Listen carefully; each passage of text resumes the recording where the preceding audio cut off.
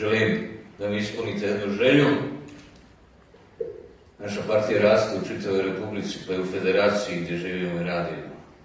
Hoću da čujem jedan aplauz za socijaliste Republike Srpske.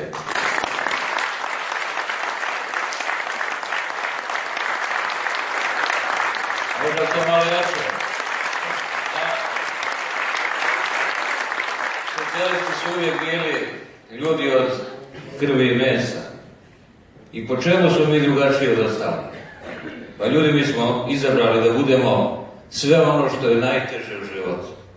Da budemo solidarni, humani, korektni, kulturni, civilizovani, da budemo ljudi. I nemojte da se menja. Nemojte da ličimo na bilo koga. Ja neću da ličim na ove druge.